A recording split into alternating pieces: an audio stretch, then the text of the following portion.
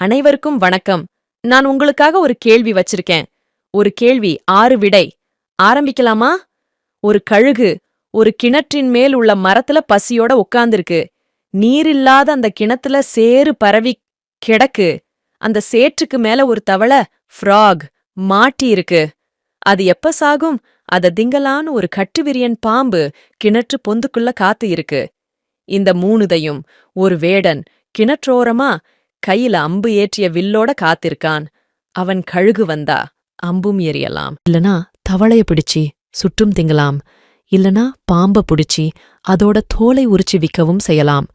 தவளையும் ஒரு உயிர்கொல்லி, பாம்பும் ஒரு உயிர்கொல்லி, கழுகும் ஒரு உயிர்கொல்லி, வேடனும் ஒரு உயிர்கொல்லி.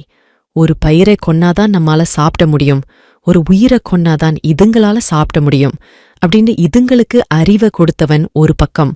அதாவது இதுங்க பொறந்த பின்னாடி இதுங்களுக்கு இப்படி ஒரு விஷத்தை ஏற்றியவன், கொன்று வாழ் என அறிவேற்றியவன். மறுபுறத்தில் ஒருவன் நிற்கிறான், அம்பெய்தும் வில்லை ஆள்பவன், அதன் சொந்தக்காரன். வில் எய்பவன் வேடனாக இருந்தாலும் அந்த வில் இவன் சொல்படியே கேட்கும். இந்த வில்லை தங்கள் இஷ்டப்படி வளைத்து நெளித்து முன்னும் பின்னும் தள்ள இந்த உலகத்தில் பல பேர் முயற்சி செய்து கொண்டிருக்கிறார்கள். முட்டாள்கள். வேடன் பூட்டியிருக்கும் அம்பு கால நேரம் அறியாதது. எய்த்தவனுக்கு வீரியம் தெரியாது. அதனால் ஏற்படும் இன்னல்களை சமாளிப்பவன் இவ்வுலகில் அரிது. நான் கூறிய இவை அனைத்திற்கும் மேலாக ஒருவன் இருக்கிறான்.